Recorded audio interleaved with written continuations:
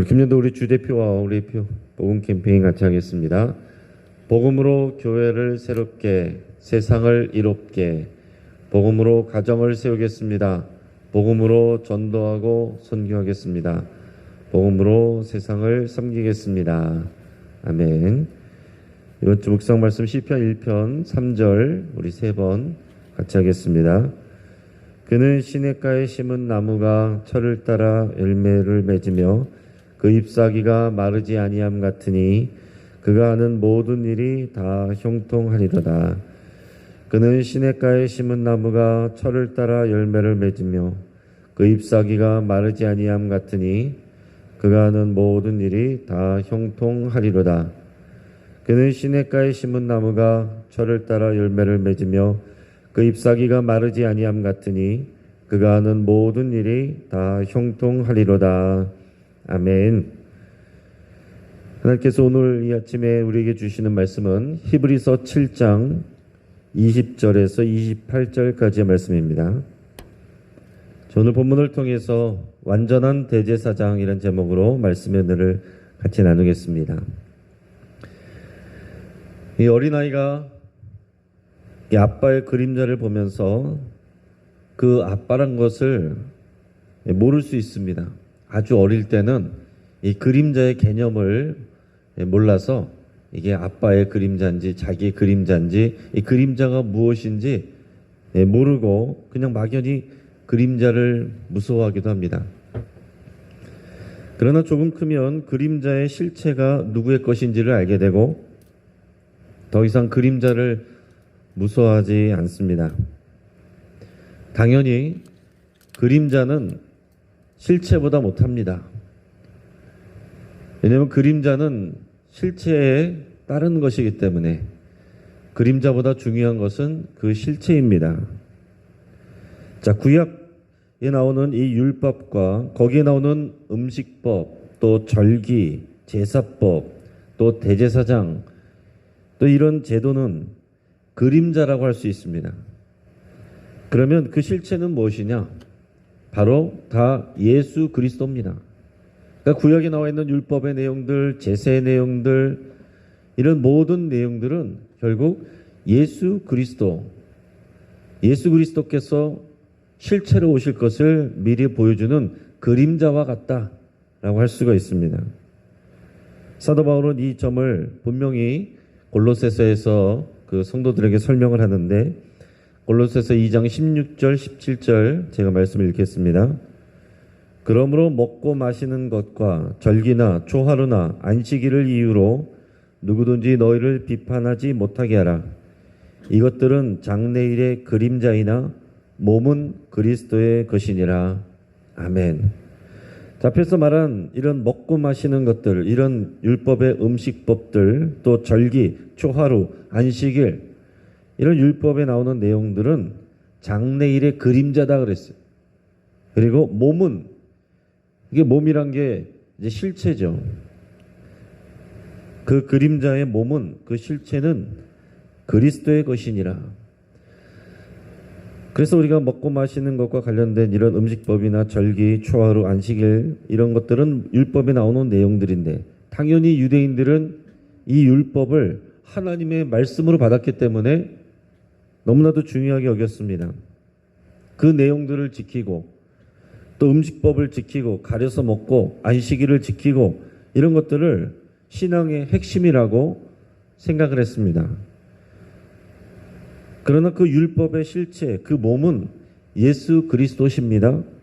구약의 율법과 예언들은 모두 실체가 되시는 예수 그리스도를 통해서 새롭게 해석이 되어야 됩니다. 하지만 여전히 유대인들은 그 율법에 사로잡혀 있고 실체가 되시는 예수님을 인정하지 않고 있습니다. 여전히 메시아를 기다리고 있어요. 자, 심지어 안식교나 하나님의 교회, 여호와의 증인, 몰몬교 이런 이단들은 성경에 나오는 하나님의 명령이니까 안식일을 지켜야 된다 그러면서 토요일에 모여서 예배를 하고 있습니다. 그리고 주일에 모여서 예배하는 이런 일반 교회를 비판합니다. 성경에 나오지 않는 일요일에 예배한다는 거예요. 안식일을 지키라는 것은 하나님의 말씀이고 명령인데 일요일에 모여서 예배하는 것은 사람이 만든 것이라는 겁니다. 여러분 뭐라고 대답하시겠어요? 오늘 이런 내용들, 그런 말들로 인해서 지금 현대 그리스도인들도 대답을 못하면 헷갈리고 또 어려워하는 것처럼 히브리서를 읽던 유대인 그리스도인들도 유대인들에게 그런 식으로 공격을 받았습니다. 그때는 더 했겠죠. 그래서 믿음이 흔들렸습니다. 그래서 히브리서 기자는 이 유대인 그리스도인들을 위해서 율법에 나오는 내용들, 그리고 또 창세기 내용들, 또 시편에 나오는 이 구약 성경 내용들, 이런 것들을 예수 그리스도와 연결해서 다시 재해석해 줍니다. 왜 예수 그리스도가 율법에 나오는 대제사장들보다 더 완벽한 중보자이신지, 또 왜 예수 그리스도가 더 좋은 구원자가 되시는지, 더 좋은 언약의 보증이 되시는지 이것을 치밀하게 설명하고 있습니다. 그래서 이 내용이 굉장히 치밀하고 또 논리적이어서 또 이제 구약의 율법의 내용들, 또 이런 성경적인 배경들을 기본으로 깔고 하는 거기 때문에 우리가 그런 것들을 잘 모르면 이게 도대체 무슨 내용인지 뭘 얘기하는 건지 잘 모를 수가 있어요. 그래서 어렵게 느껴질 수가 있지만 알고서 이렇게 차근차근히 보면 이게 굉장히 논리적으로 치밀하게 설명하고 있구나 하는 것을 우리가 느끼게 됩니다. 왜 예수님이 일반 대제사장들보다 더 완벽한 중보자이고 구원자인지 그것을 오늘 본문에서 세 가지로 설명을 했습니다. 첫째는 맹세로 세워진 제사장이다라고 얘기하고 있어요. 예수님은 맹세로 세워진 제사장이다.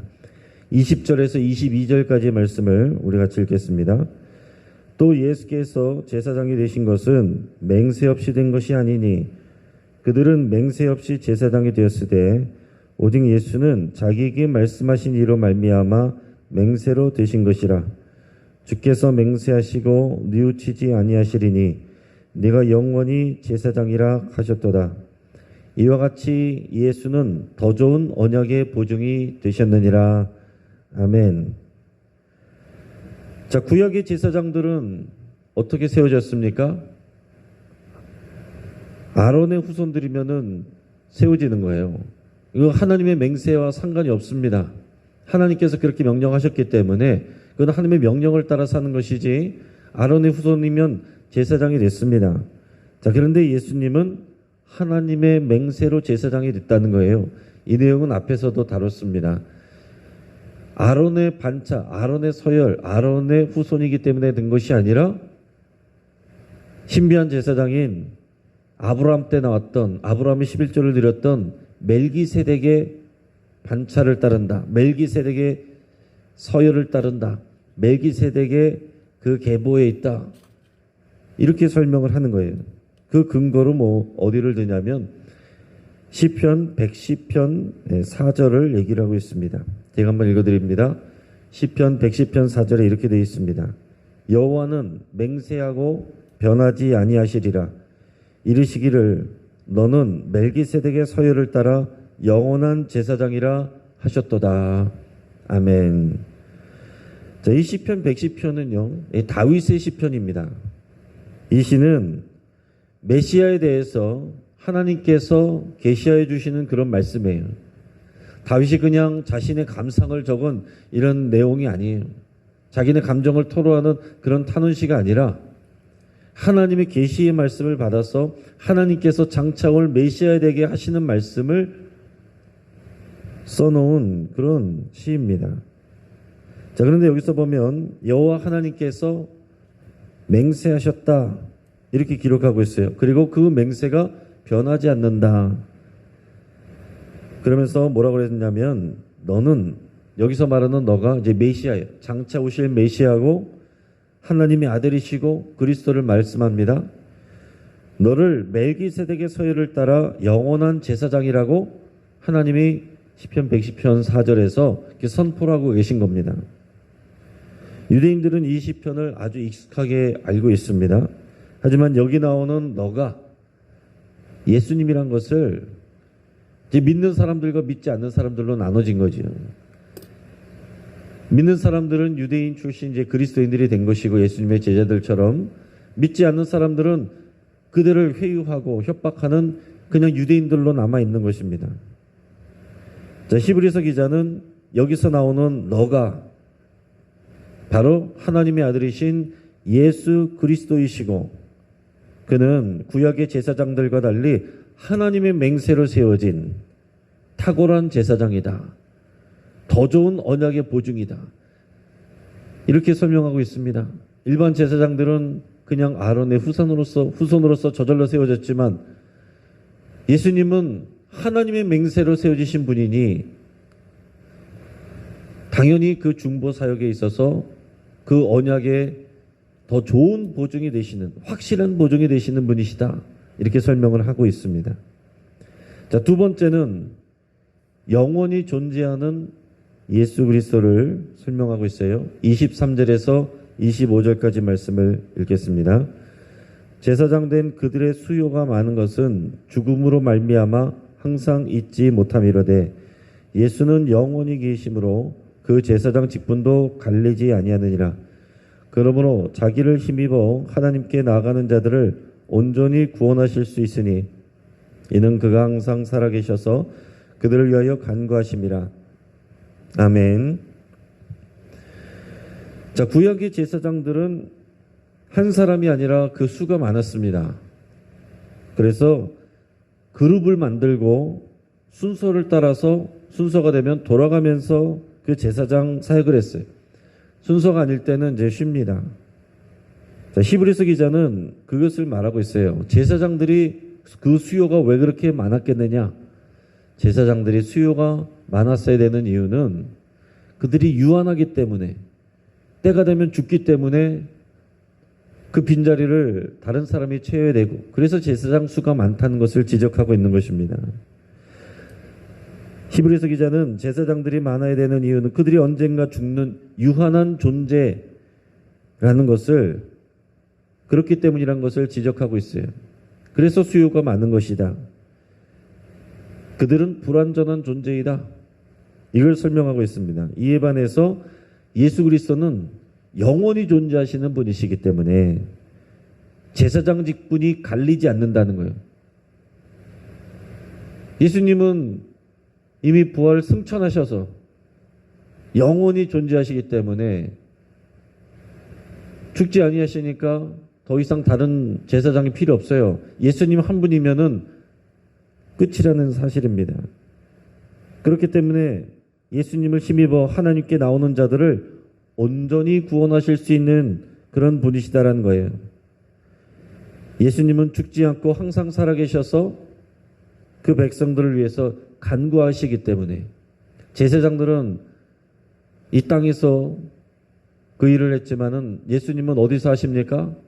하나님 보좌 우편에서 우리들을 위하여 직접 간구하시는 분이시기 때문에 당연히 우리에게 있어서 우리의 더 확실한 용서와 구원과 또 하나님의 은혜를 보증해 주시는 분이 되는 거죠. 이 대제장이 살아있는 것, 이것과 이 백성들의 구원이 연결되는 것은요, 이 구약에 나오는 도피성의 예를 통해서 우리가 알 수 있습니다.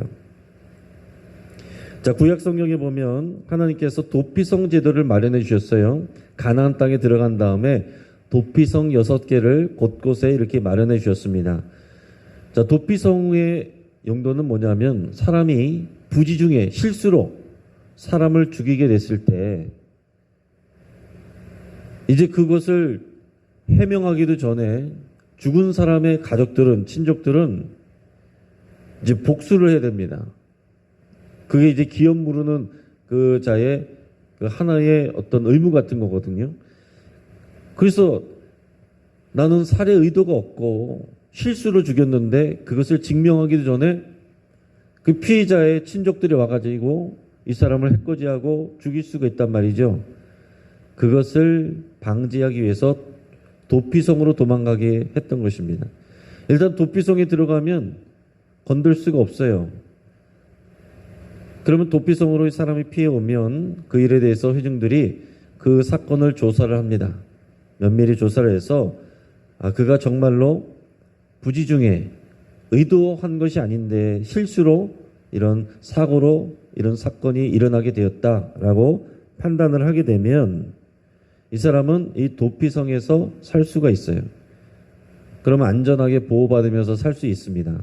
근데 기한이 있습니다. 언제까지냐면 대제사장이 살아있는 동안 그가 도피성에 머물 수 있습니다.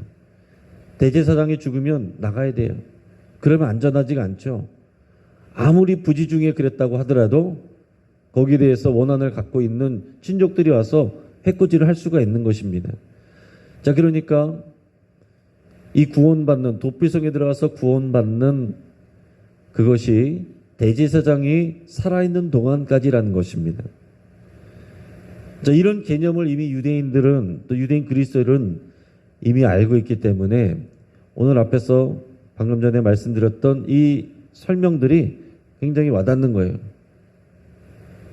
우리는 대제사장이 많든지 적든지 죽든지 살아있든지 예수님이 영원하기 때문에 우리에게 더 좋은 언약의 보증이 된다.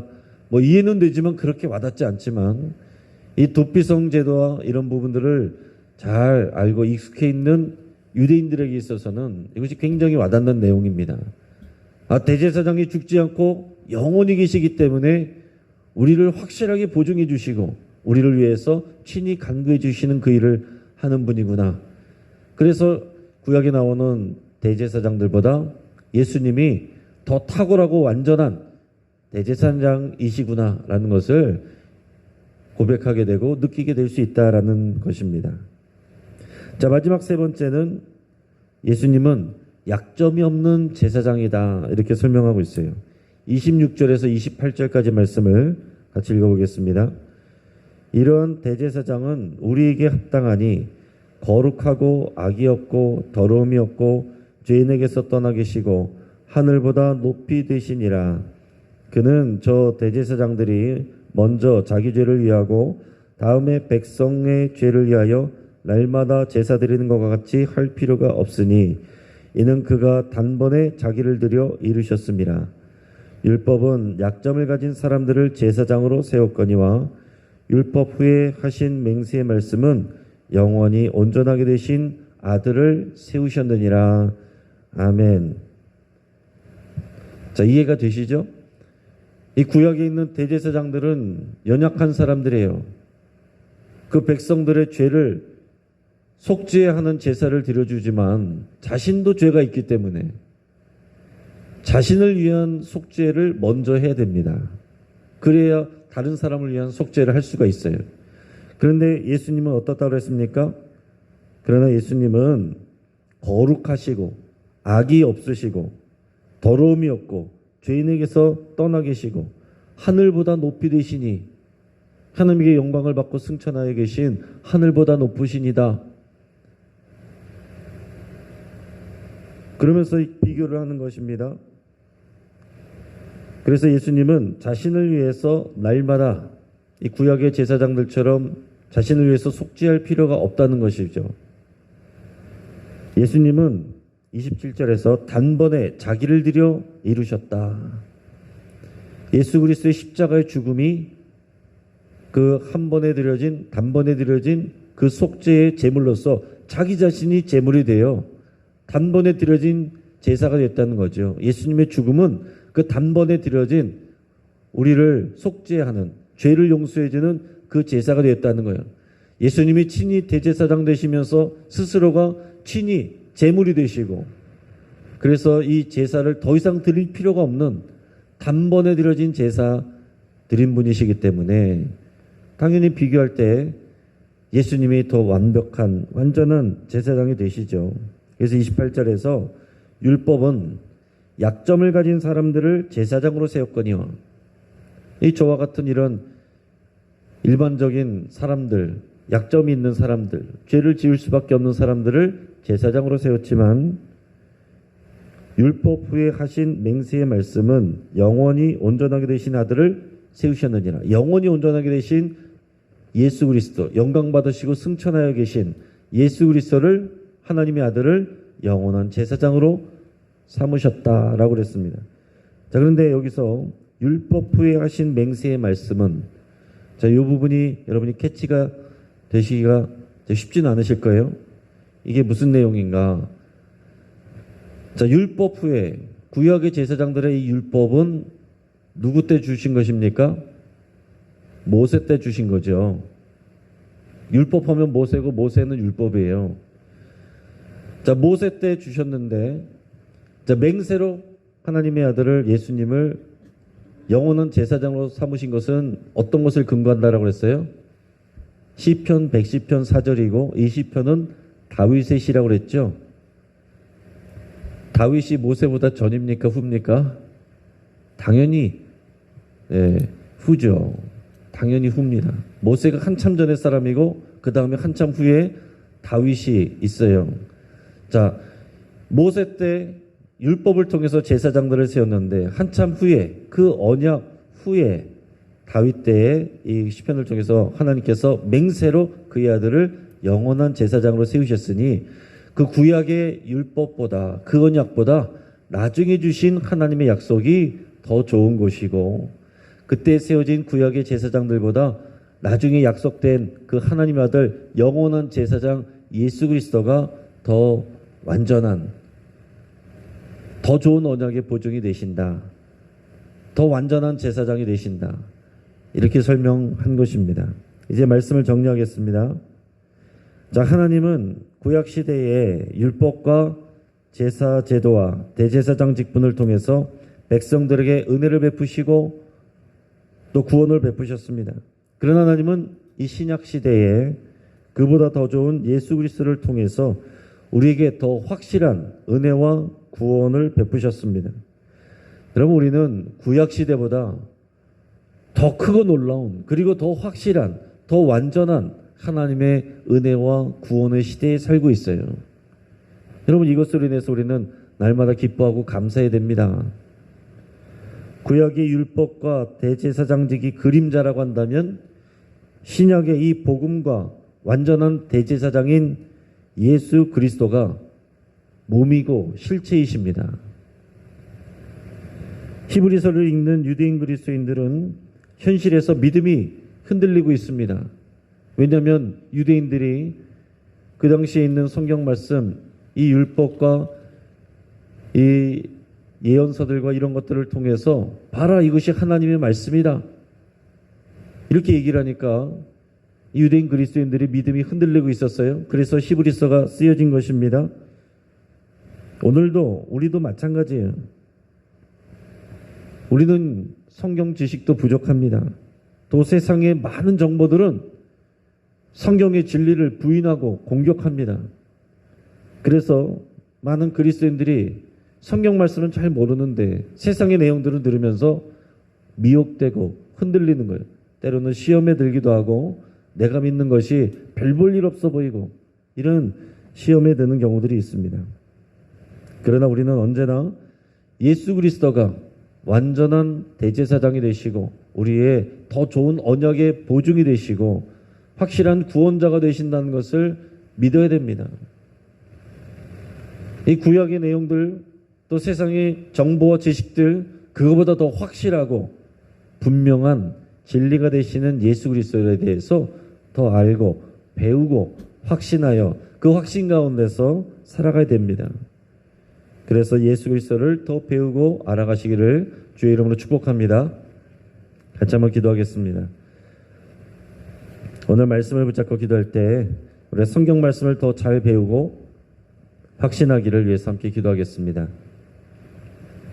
또 복잡하지만 부족한 세상 지식을 뛰어넘어서 진리이신 예수 그리스도를 더 알아가기로 결단하며 기도할 수 있길 바랍니다. 지금은 정보의 홍수의 시대입니다. 인터넷에도 수많은 내용들, 또 카톡으로도 수많은 또 검증되지 않는 내용들이 오가는 이 세상 속에서 그 모든 것 위에 확실한 지식, 예수 그리스도를 아는 지식입니다.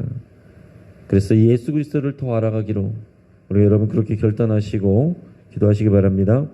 완전한 대제사장이신 예수 그리스도를 통해서 우리가 은혜 있음을 여러분 기억하시면서 감사드릴 수 있길 바랍니다. 우리는 어떤 상황에서도 예수 그리스도를 생각하면 감사할 수가 있어요. 우리 가정을 위해서 기도할 때 주주클로 가정 예배가 이제 19주차에 들었는데 20주차까지 잘 마무리되기를 위해서 함께 기도하겠습니다. 여러분, 일본 전 총리를 살해한 범인은 종교단체에 빠진 어머니 때문에 화가 나서 범행했다라고 했습니다. 근데 이어진 뉴스를 보니까 그의 어머니가 통일교 신자였다라는 것이 이제 보도가 됐어요. 이단에 미혹된 사람들을 위해서 여러분 기도해 주셔야 됩니다. 그 영향이 얼마나 지금 파장이 큰지 여러분 생각해 보시고, 특히 이단의 미혹에 노출되어 있는 대학교 우리 학생들, 지금 이단들은 다 젊은이들에게 초점 맞추고 있습니다. 대학교 또 전도하러 다 나가 있고 위장해서 교묘하게 다 숨어 들어가 있습니다.